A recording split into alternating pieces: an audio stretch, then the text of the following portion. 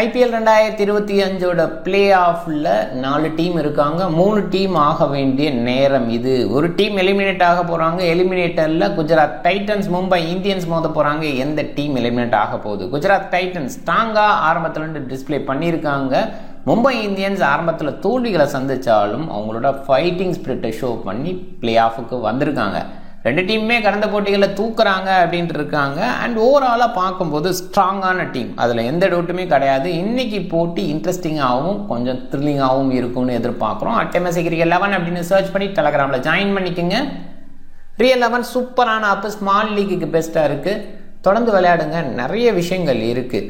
Trade concept தமிழ்நாட்டுக்கு pan அப்படின்றனால உங்களால் விளையாட முடியுது, ஆனால் இருக்குது அப்படிங்கிறத பார்க்குறோம். அதர் ஸ்டேட் பிளேயர்ஸ் இருந்தால் அவங்க கண்டிப்பாக விளையாடலாம். And TDS free, GST free, அந்த வகையிலையும் பெனிஃபிட்டு. நிறைய ஃபேண்டசி ஃபார்மேட்ஸ் கொடுக்குறாங்க, பயன்படுத்திங்க. ரியல் 11 இன்ஸ்டால் பண்ணலைன்னா டிஸ்கிரிப்ஷனில் லிங்க் இருக்குது, கிளிக் பண்ணி இன்ஸ்டால் பண்ணி என்னோட ரெஃபரல் கோடை பயன்படுத்த மறக்காதீங்க.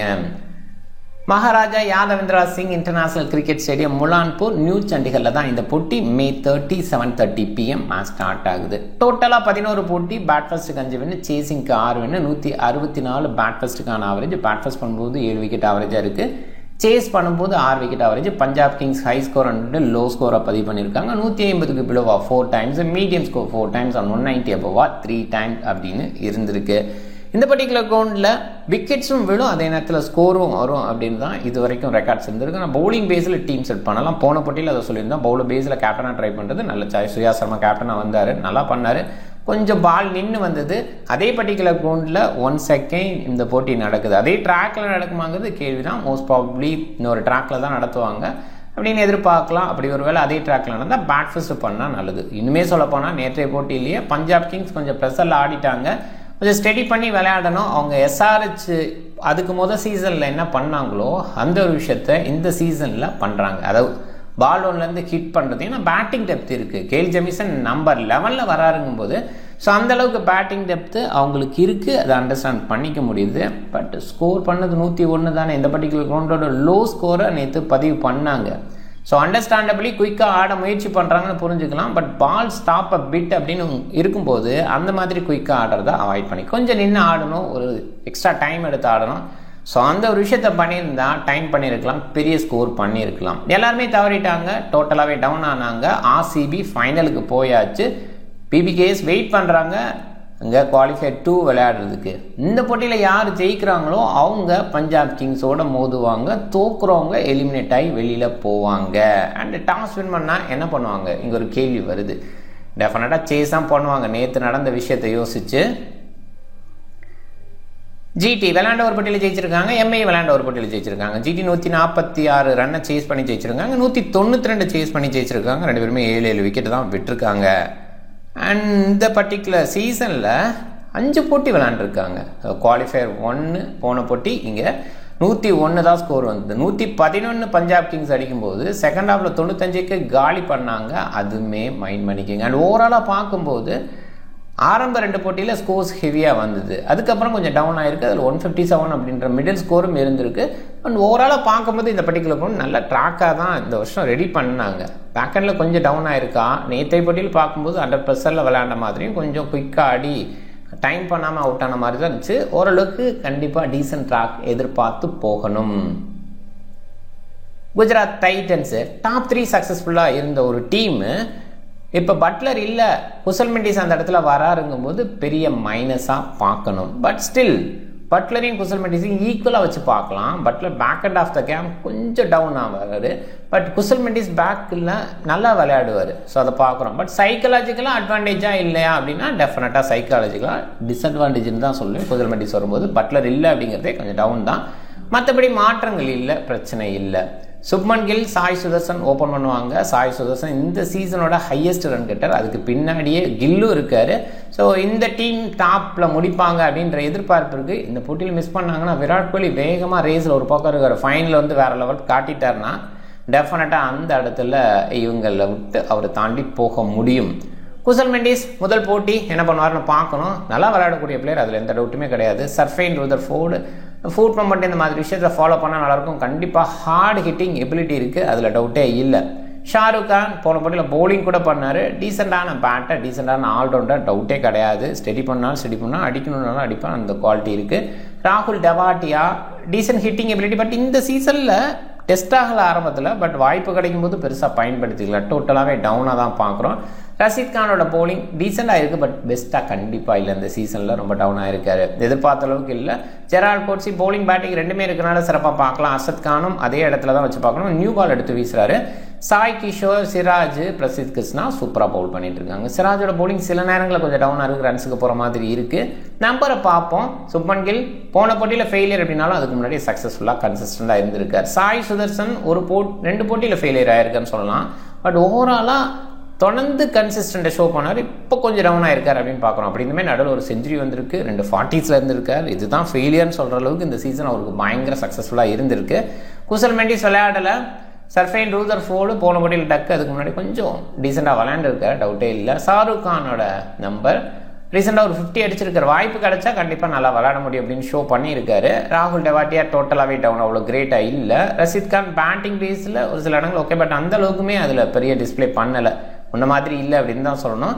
பவுலிங்கில் ரஷீத் கானோட பவுலிங் ஓகேன்றது இருக்கு, ஆனால் பெஸ்ட்டுன்னு கண்டிப்பாக கிடையாது.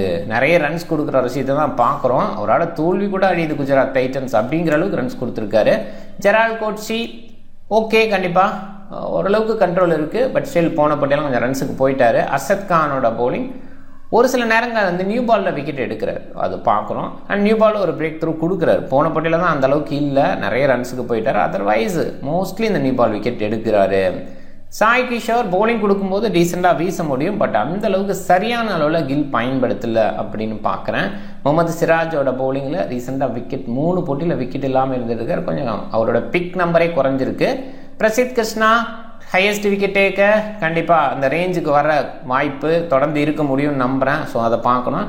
அண்ட் அவருமே ரீசெண்டாக ஒரு சில இடங்களில் ரன்ஸுக்கு போயிருக்காரு, பட் கண்டிப்பாக ஒரு கன்சிஸ்டன்ட் பிரசித் கிருஷ்ணாட்ட இருக்குது, அதில் டவுட்டே இல்லை. அண்ட் எம்ஐக்கு எகென்ஸ்டாகவும் ரீசெண்டாக பண்ண முடிஞ்சிருக்கு ஓரளவுக்கு விக்கெட் டேக்கிங் பேஸில். மும்பை இந்தியன்ஸு இந்த டீமில் சில மாற்றங்கள் இருக்குது. ஜானி பாய்ஸ்டா டாப் ஆடலை, ரியான் ரிக்கல்டானுக்கு பதிலாக டீசெண்டான பிளேயர், அதில் டவுட்டே கிடையாது. குறிப்பாக பேக் எண்டில் கொஞ்சம் பெட்டராக விளையாடக்கூடிய பிளேயர் அப்படின்னு பார்க்கலாம். இன்னொரு இடத்துல சரித் அசலங்கா ஆல்ரவுண்டர், ஒரு பக்கம் வில் ஜாக்ஸ் போன இடத்துல ஒரு ஆஃப் பிரேக் போலர், அதே இடத்துல லெஃப்ட் ஹேண்ட் பேட்டர் அப்படிங்கிற அந்த ஒரு விஷயத்தை கொண்டு வந்திருக்காங்க.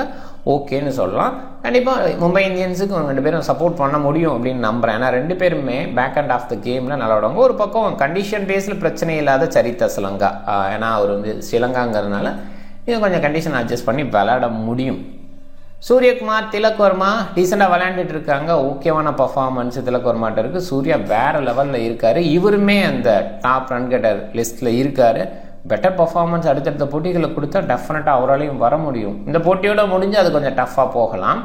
ஹார்திக் பாண்டியா நல்ல கேப்டன்சியா அப்படின்னா அவ்வளோ கிரேட்டாக ஃபீல் பண்ண முடியல. நிறைய சில மிஸ்டேக்ஸ் எல்லாம் வந்துட்டுருக்கு, பட் ஸ்டில் ஒரு ஃபைட்டிங் ஸ்பிரிட் அப்படிங்கிறத ஷோ பண்ணுறார். அவர் ஷோ பண்ணுறதும் டீம்மேட் ஷோ பண்ணுறதும் டீம் மேனேஜ்மெண்ட் ஷோ பண்ணுறதையும் இந்த சீசனில் பார்க்குறோம். வெறியாக வந்திருக்காங்க, பார்க்கலாம். நமந்தீரோட பேட்டிங் பேக் ஹேண்டில் ஃபினிஷ் பண்ணுறது சூப்பராக இருக்குது. கண்டிப்பாக இவ்வளோ நல்ல பிளேயர்ஸ் வச்சுட்டு சில போட்டிகளை தோக்கும் போது மும்பை இந்தியன்ஸ் என்ன பண்ணுறாங்க அப்படிங்கிற அந்த கேள்வியும் வருது. எனிவே சான்னர், தீபக் சஹார் இவங்களுக்கு பேட்டிங் எபிலிட்டி இருக்குது, பவுலிங் பேஸ்லேயும் ஒரு கண்ட்ரோல் இருக்குது. ட்ரெண்ட் போல்ட், ஜஸ்பிரித் பும்ரா வேறு லெவல் அப்படின்னு சொல்லலாம். அதுலேயும் பும்ராவோட பவுலிங் அடிக்கிறது அவ்வளோ ஈஸியாக இல்லை. கரண் சர்மா போன போட்டியில் அஸ்வினி குமாருக்கு போனாங்க. டெஃபினட்டாக கரண் சர்மாவை மிஸ் பண்ணுற ஒரு ஃபீல் போன போட்டியிலே இருந்தது. பயன்படுத்துவாங்க இந்த போட்டியிலன்னு எதிர்பார்ப்பு. ரோஹித் சர்மா ரீசெண்டாக ஒரு சில இடங்கள் ஓகே அப்படின்னாலும் கன்சிஸ்டன்ட் இல்லை. ஒரே ஒரு போட்டியில் தான் நல்லா பண்ணியிருக்காரு. 12, 7, 5, 24 அப்படின்னு தான் இருந்திருக்கு. ஜானி பாய்ஸ்டாவோட ரீசன்ட் நம்பர் இந்த வருஷம் விளையாடல முதல் போட்டி, பட் ரீசெண்டாக ஒரு செஞ்சுரி 24ல் விளையாண்டதில் ஒரு செஞ்சுரி அடிச்சிருக்கா, 46 அடிச்சிருக்கு. அதுக்கப்புறம் கொஞ்சம் டவுனு, அதுலேயே 27 ஒன்று இருக்குது. சரித் அசலங்கா விளையாடலை. சூர்யா வந்து செம்மையாக விளையாண்டுருக்கார், செம்ம கலக்கல். 25+ அப்படிங்கிறது தொடர்ந்து கொடுத்துட்ருக்கார். ஸோ அதுதான் சூர்யா இந்த சீசனை பொறுத்த வரைக்கும் செம்மையாக விளையாண்டுருக்கு. அதில் குறிப்பாக ஜிடிக்கு எகென்ஸ்டாக ஒரு செஞ்சுரி அடிச்சிருக்கார் 2023ல் 61, 48, 35 அப்படின்ட்டு. இவங்களுக்கு எகென்ஸ்டாக நல்லா பர்ஃபார்மன்ஸும் கொடுத்துருக்காரு. திலக்கோட பர்ஃபார்மன்ஸு ஓகே தான், பட் அந்தளவுக்கு கன்சிஸ்டன்ட் பேஸில் யோசிக்க முடியாது. ஜிடிக்கு எகென்ஸ்டாக மிடில் பேஸில் கொஞ்சம் டீசெண்டாக இருந்திருக்காரு. ஹார்திக் பாண்டியா ஓகேவான பர்ஃபார்மன்ஸு. அவங்களோட முன்னாள் டீமுக்கு எகென்ஸ்டாக விளையாடுறது அந்த ஒரு வகையில் பார்க்கணும். பட் ஜிடிக்கு எகென்ஸ்டாக அவரோட நம்பர் ரொம்பவே சுமாராக இருக்குது. நமந்தீர் கண்டிப்பாக டீசெண்டாக விளையாட முடியும். பேக்கெண்டில் கொஞ்சம் வராரு. ஒரு சில டீம்ஸில் ட்ரை பண்ணுறது நல்லதுன்னு நினைக்கிறேன். மிச்சல் சாண்டனரோட பேட்டிங்கும் ஓகே, 4 போட்டியில் நாட் அவுட்டில் இருந்திருக்கேன். அண்ட் பேட்டிங் பேஸில் இருக்கக்கூடிய பிளேயர் தான். பட் ரொம்ப லேட்டாக நல்லா பெருசாக யோசிக்க வேண்டாம். சரித் அசலங்கா பவுலிங் பண்ணுவார், குவாலிட்டி இருக்குது. ஹார்திக் பாண்டியாவோட நம்பரில் ரீசெண்டாக பவுலிங் முழுமையாகவே பண்ணலை, கொஞ்சம் கஷ்டப்படுறாரு அப்படின்ற மாதிரி பார்க்கலாம். இன்ஜுரி கன்சர்னும் இருக்குது. பட் எனிவே நிறைய பவுலிங் ஆப்ஷன் இருக்குனால ஹார்திக் பாண்டியா நான் எடுத்துக்கல அப்படின்னு பார்க்கலாம். மிச்சல் சாண்டனை சூப்பராக பண்ணுறாரு. கடந்த 2 போட்டியில் பயங்கரமாக இருக்கார். ஸோ அதுக்கு முன்னாடியில் விக்கெட் டேக்கிங்கில் அவ்வளோ கிரேட்டாக இல்லை. ஜிடிக்கு எகென்ஸ்டாக பாருங்கள் விக்கெட் எடுக்காமே இருக்கார் தொடர்ந்து, அதுவுமே இருக்குது. தீபக் சஹார் ஓரளவுக்கு ஓகே, நல்ல ஸ்டார்ட் அப்படின்றத கொடுக்க முடியுது. போன போட்டியில் முதல் ஓவர் மெய்டன் ஓவர் அப்படின்னு ஸ்டார்ட் பண்ணார். அதுக்கப்புறம் 2 ஓவரில் 28 கொடுத்துட்டார். கொஞ்சம் ரன்ஸுக்கு போகிற அந்த இடம் இருக்குது. ட்ரெண்ட் போல்ட்டு ஓகேவான பவுலிங், கண்டிப்பாக இந்த சீசனில் நல்ல பவுலிங் கொடுத்துருக்காரு. ஜிடிக்கு எகென்ஸ்டாகவே இந்த சீசனில் ஒரு 2 விக்கெட் ஹால் எடுத்திருக்காரு, அந்த மைண்ட் பண்ணுங்க. அண்ட் போன பட்டியில் கொஞ்சம் ரன்ஸுக்கு போனால் கூட அதுக்கு முன்னாடியெல்லாம் பாருங்கள் கன்சிஸ்டண்டாக விக்கெட் எடுத்துகிட்டு இருக்காரு. ஜஸ்பிரீத் பும்ரா வேற லெவல், கண்டிப்பாக பாருங்கள் 4-2-2-3-1 அப்படிங்கிற மாதிரி விக்கெட்டு. அண்ட் ஜிடிக்கு எகென்ஸ்டாக 3-2 அப்படின்னு ரீசெண்டாக எடுத்திருக்காரு. கரண் சர்மாவோட விக்கெட் டேக்கிங் ஓகேன்னு சொல்லலாம். பட் சில நேரங்களில் ரன்ஸுக்கு போவார். லெகி அப்படி தான், அதில் ஒன்றும் இது இல்லை. பட் சில நேரங்களில் பார்த்தீங்கன்னா 3 விக்கெட் இப்படின்ற ரேஞ்சில் எடுக்கும்போது நம்மளுக்கு பெரிய டிஃப்ரென்ஸை கிரியேட் பண்ணி கொடுப்பாங்க. அதை மைண்ட் பண்ணிக்கோங்க. இந்த 2 டீம்னு பார்க்கும்போது 2 டீமுமே ஈக்குவலாக வச்சு பார்க்கலாம். பட் மும்பை கொஞ்சம் பெட்டர் சைட் ஓவராலாக பார்க்கும்போது. Jonny Bairstow, Charith Asalanka, new அப்படிங்கிற அந்த இடத்துல என்ன பண்ணுவாங்கன்ற ஒரு கேள்வி இருந்தால் கூட ரோஹித் சர்மா, சூர்யா, திலக் வர்மா, ஹார்திக் பாண்டியா, பும்ரா, தீபக் சஹார் இவங்கெல்லாம் இந்தியன் டீமுக்கு விளையாடுற பிளேயர்ஸு. மிச்சல் சாண்டனர் ஒரு லீடராக இருந்திருக்காரு நியூசிலாந்துக்கு ரீசெண்டாக. இங்கே லீடரும் அதிகம். ரோஹித் சர்மா லீட் பண்ணி பார்த்துருக்கோம், சூர்யா லீட் பண்ணி பார்த்துருக்கோம், ஹார்திக் பாண்டியா, ஜஸ்பிரீத் பும்ரா அப்படியும் பார்த்துருக்கோம். அதனால் ஒரு மெச்சூர்ட் கேம் கண்டிப்பாக மும்பை இந்தியன்ஸால் வெளிப்படுத்த முடியும். அதனால் மும்பை இந்தியன்ஸ் ஜெயிக்கிறதுக்கான வாய்ப்பு கொஞ்சம் அதிகமாக பார்க்குறேன். சுப்மன் கில்ட்ட பிரச்சனையாக இருக்கிறது அந்த கேப்டன்சி தான். ஓரளவுக்கு டீசெண்டாக பண்ணுவார். யங் கேப்டன் அப்படின்றனால டெஸ்ட் கிரிக்கெட்டில் இப்போ கேப்டனாக போட்டிருக்காங்க. அது லாங்காக யோசித்து தான் போயிருப்பாங்க. ராகுலை போட்டுக்கலாம், அந்த மாதிரி கூட நிறைய விஷயங்கள் பும்ரா போட்டுக்கலாம் அப்படின்னு வச்சா கூட ராகுல் பும்ராலாம் இந்த 2 வருஷம் 3 வருஷம் லாங்காக தேடுற அந்த மைண்ட் செட்டில் தான் சுப்மன் கில் சைடு போயிருக்காங்க. அது அண்டர்ஸ்டாண்டபிள். இங்கே அவ்வளோ கிரேட்டாக பண்ணியிருக்காருன்னா அவ்வளோ கிரேட்டாக பண்ணலை அப்படின்னு தான் சொல்லணும். சில நேரங்கள் அந்த ரொட்டேஷன் விஷயத்தில், சாய் கிஷோரை பயன்படுத்துகிற விஷயத்தில் நிறைய குறைபாடுகள் இருக்குது. கற்றுப்பார் அப்படின்னு நம்புகிறேன். நியூ பாலில் சிராஜ், அர்ஷத் கான் 2 பேருமே எடுத்துப்பாங்க. ஜெரால்ட் கோட்ஸி பவர் பிளேக்குள்ளே வருவார். சாய் கிஷோர், பிரசித் கிருஷ்ணா, ரஷீத் கான் மிடில் பேஸில் வீசுகிறாங்க. சப்போர்ட்டுக்கு தான் அர்ஷத் கானை பயன்படுத்துகிறாங்க நியூ பால் பேஸில் தான். அதுக்கப்புறம் நிறைய கொண்டு வரதில் சில நேரங்களில் ஸ்பின்னர்ஸ் அடி வாங்குறப்ப அர்ஷத் கானை கொண்டு வராங்க பவுலிங்கில். மும்பையை பொறுத்த வரைக்கும் நியூ பாலில் ட்ரெண்ட் போல்ட், தீபக் சஹார் அப்படின்னு தான் ஸ்டார்ட் பண்ணுறாங்க. விக்கெட் டேக்கிங் பேஸில் தேவைன்னா ஜஸ்பிரீத் பும்ராவை எளியாக அட்டாக் பண்ண வைப்பாங்க. அது நிறைய டைம் பண்ணியும் பார்த்துருக்கோம். கரண் சர்மாவோட பவுலிங் மிடில் பேஸில், சாண்டனரோட பவுலிங் தேவைப்பட்டா அப்படின்னு பார்க்கலாம். பவர் பிளேயிலேயே கூட லெஃப்ட் ரைட் காம்பினேஷன் மாறி மாறி இருக்கும். ஜிடிகிட்ட அந்த இடத்துல கொஞ்சம் டவுன் ஆகலாம். சாண்டனர் பார்த்துக்கணும். அண்ட் ஹார்திக் பாண்டியா தேவைப்பட்டால் பவுல் பண்ணுவார், மோஸ்ட்லி பண்ண மாட்டான்னு நினைக்கிறேன். சரித் அசலங்காவோட பவுலிங் இருக்குமோ அது ஒரு கேள்வியாக இருக்குது. ஸோ இதுக்கு முன்னாடி வில் ஜாக்ஸ் அப்பப்போ ஒரு ஓவர் பேஸில் பயன்படுத்துவாங்க. சில நேரங்களில் ஸ்பின் எடுத்ததுன்னா அவர் பயன்படுத்துவாங்க. சரித் அசலங்கா ஒரு கோல்டனாக பவுலர், பண்ணார்னா கண்டிப்பாக விக்கெட் எடுப்பார். அந்த மாதிரி குவாலிட்டி வச்சுருக்கார்.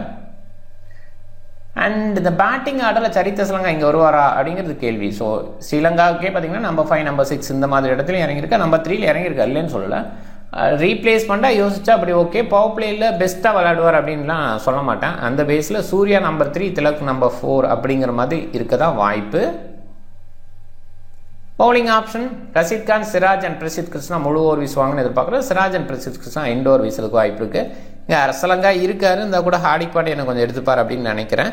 சாண்டனர், போல்ட்டு, ஜஸ்பிரீத் பும்ரா அதிகமான ஓவர் வீசுவாங்க. போல்ட், பும்ரா எண்ட் ஓவரில் வீச வாய்ப்பு. ஜிடி கண்டிப்பாக டாமினேட் பண்ணியிருக்காங்க ஓவர் எம்ஐ, அதை கொஞ்சம் மைண்ட் பண்ணிக்கிங்க. ஜிடி ரீசெண்டாக அடுத்தடுத்த போட்டிகளில் தோற்றுருக்காங்க. சிஎஸ்கேக்கு எகென்ஸ்டா, எல்எஸ்டிக்கு எகென்ஸ்டா அப்படின்ற இடத்துல கொஞ்சம் டவுனாக யோசிக்கலாம். அதுக்கு முன்னாடி ஒரு மிகப்பெரிய வெற்றி 205 வித்தவுட் விக்கெட் 10 விக்கெட்ஸ் டிஃப்ரெண்ட்டில் வின் பண்ணாங்க எகென்ஸ்ட் டெல்லி கேபிட்டல். ஸோ அது மாதிரி விஷயங்கள் உங்களுக்கு கொஞ்சம் பாசிட்டிவாக இருக்கும். இந்த சீசன்லேயே நல்ல கிரிக்கெட் வெளிப்படுத்திருக்காங்க. கடந்த 2 போட்டியிலுமே ஓகேவான கேமு. எகென்ஸ்ட் சிஎஸ்கே மட்டும் கொஞ்சம் டவுன் ஆனாங்க. டாப் ஆர்டர் கொலாப்ஸ்னால மிடில் ஆர்டர் டெஸ்ட் ஆனாங்க. ஓரளவுக்கு விளையாண்டா கூட பெஸ்ட்டாக விளையாடலை. எம்ஐயை பொறுத்த வரைக்கும் கடந்த 3 போட்டியில் 2 தோல்விகளை சந்திச்சிருக்காங்க. ஸோ அது கொஞ்சம் இருக்குது. அண்ட் அது குறிப்பாக ஜிடிக்கு எகென்ஸ்டாக ஒரு தோல்வி அப்படிங்கிறதும் இருக்குது. மைண்ட் பண்ணிக்கோங்க. ரொம்ப க்ளோஸாக வந்தாங்க, செம்ம ஃபைட் கொடுத்தாங்க. அந்த மேட்ச்சு ஒரு மழை கண்ணாமூச்சி ஆடிச்சு, புல்ல வெளியிலேன்னு போயிட்டு இருந்தாங்க. அது வந்து குஜராத் டைட்டன்ஸுக்கு ஃபேவராக எண்டில் முடிஞ்சுது, அதை பார்க்குறோம். கடந்த சில போட்டிகள்னு பார்க்கும்போது ஜிடியோட டாமினேஷன் தான் அகேன்ஸ்ட் எம்ஐ இருந்திருக்கு. ஆரம்ப 3 போட்டிகள் 2 போட்டி ஜெயிச்சா கூட கடந்த 4 போட்டிலையும் ஜிடி தான் ஜெயிச்சிருக்காங்க. அண்ட் இன்னைக்கு போட்டி பொறுத்த வரைக்கும் மும்பை இந்தியன்ஸுக்கு சாதகம் அதிகமாக இருக்குது. மேக்ஸிமம் வந்து அவங்களோட அந்த ஸ்ட்ரென்த்து எல்லாம் பார்க்கும்போது மும்பை இந்தியன்ஸ் பெட்டராக பண்ணுவாங்கன்னு தான் தோணுது. டாப் 14 என்னோட மைண்டில் ரோஹித் சர்மா இந்த மாதிரி முக்கியமான போட்டிகளில் கம்மப் ஆவார்.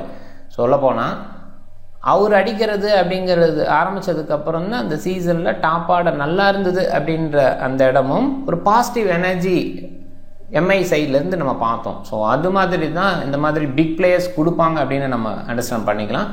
பாருங்கள், இப்போதைக்கு 14 இங்கே பிக் பேஸில் Charith Asalanka, Tilak Varma, Gerald Coetzee and Karan சர்மாவை குறைவாக பிக் பண்ணியிருக்காங்க. கரண் சர்மா நான் ஏற்கனவே சொன்னேன், கடந்த 5 போட்டியிலே 2 முறை 3 விக்கெட் எடுத்திருக்காரு. இப்போலாம் ஒரு விக்கெட்டுக்கு 30 பாயிண்ட் ட்ரீம் லெவலில் கொடுக்குறாங்க அப்படிங்கும்போது ஸோ அது கொஞ்சம் பாசிட்டிவாக பார்க்கலாம். ஜெரால்ட் கோட்ஸி பேட்டிங்கில் வந்தாலும் டீசெண்டாக விளையாட முடியும். திலக் வர்மா பாசிபிளாக செகண்ட் டவுன் வரதுக்கு வாய்ப்பு இருக்குது. இந்த போட்டி சரித் அஸ்லங்கா கீழே அனுப்புனா, சரித் அஸ்லங்கா ஒரு ஓவர் எது வீசினா அந்த இடத்துல கொஞ்சம் பாசிட்டிவாக பார்க்கலாம். ஒரு எக்ஸ்ட்ரா பேஸ் இருந்தால் சரித் அஸ்லங்காவோட பவுலிங்கை தான் எதிர்பார்க்கணும். சுப்மன் கில், சாய் சுதர்சன், சூர்யாவை நிறைய பேர் கேப்டனை ட்ரை பண்ணியிருக்காங்க. கண்டிப்பாக அவங்களாம் இன்னிங்ஸ் பில்டிங் சூப்பராக கொடுக்குறவங்க, அதெல்லாம் ட்ரை பண்ணலாம். ஜானி பாய்ஸ்டா க்ளவ் ஒர்க் பண்ணுவார், அதில் கொஞ்சம் பாயிண்ட்டு வரும்போது கண்டிப்பாக ஐபிஎல்ல செம்ம சக்ஸஸ் கொடுத்துருக்காரு, அதில் டவுட்டே இல்லை. கண்டிஷன் எப்படி இருக்கும் அதை பேஸ் பண்ணி யோசிக்கணும். கொஞ்சம் ஸ்டெபிலிட்டி கொடுத்து ஆரம்பிப்பார், அதுக்கு ஓகேவான ஒரு கண்டிஷன் தான் நான் சொல்லுவேன். சரித் அஸ்லங்கா டீசெண்டாக விளையாட முடியும்.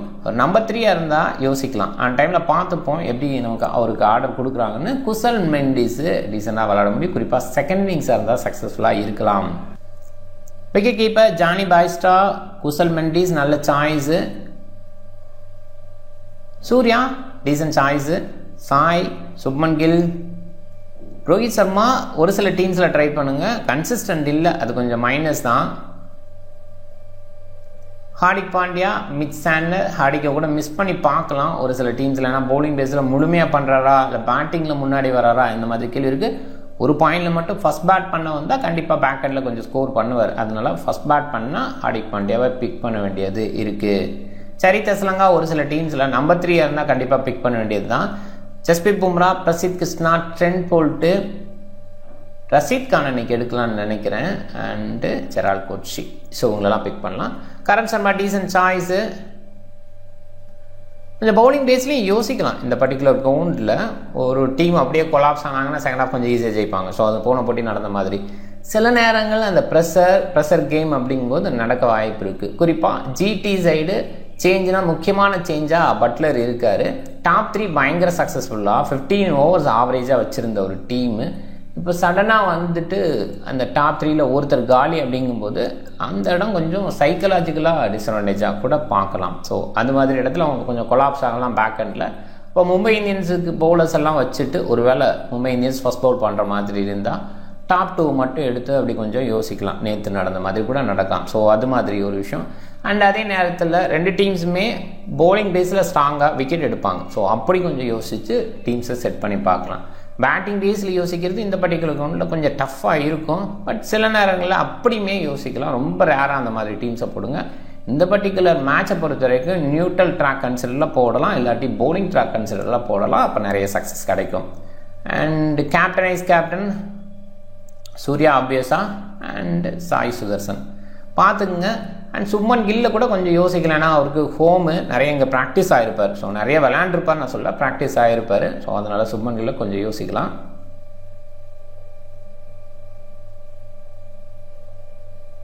டீம் பாருங்கள். பட் சுப்மன் கில்ல கேப்டனாக போடுறது இன்றைக்கி கொஞ்சம் ரிஸ்க்கான ஒரு விஷயம். கேப்டனாக இருக்கிறதுனால முக்கியமான போட்டிகளை ப்ரெஷர் ஆக வாய்ப்பு. ஒருவேளை ஃபஸ்ட் ஆஃப் வந்து டோட்டலாக டவுன் ஆகுது அப்படின்ற பட்சத்தில் ஒரு 150-160 ரேஞ்சில் சுருட்டிட்டா சுப்மன் கில்லுக்கு பயங்கர கான்ஃபிடென்ட் வரும். அப்போ வந்து கடைசி வரைக்கும் எடுத்துகிட்டு போகணும்னு பண்ணிடுவார், பிரச்சனை இல்லை. ஒருவேளை ஃபஸ்ட் ஹாஃபில் வந்து 180-190 இல்லை 200 ரேஞ்சுக்கு ஸ்கோர் போயிடுச்சுன்னு சொன்னால் கண்டிப்பாக சுப்மன் கில் இனிஷியலாகவே போக பார்ப்பார். அங்கே ப்ரெஷர் ஆவார், காலியாக வாய்ப்பு இருக்குது. ஸோ அந்த மாதிரி டிஃப்ரெண்ட் டீம்ஸை ட்ரை பண்ணுங்கள். ஏன்னா நம்ம ஜிஎல் ட்ரை பண்ணும்போது இந்த மாதிரி சினாரியோ பேஸில் ட்ரை பண்ணும்போது தான் கிளிக் ஆகும். முயற்சி பண்ணுங்கள். டீம் பாருங்கள். நீங்கள் டிஃப்ரெண்ட் டீமை ட்ரை பண்ணுங்கள். இந்த வீடியோ பிடிச்சிருந்தா லைக் பண்ணுங்கள், உங்கள் ஃப்ரெண்ட்ஸுங்களுக்கு ஷேர் பண்ணுங்கள். சேனலை சப்ஸ்கிரைப் பண்ண மறக்காதீங்க. மிக்க நன்றி.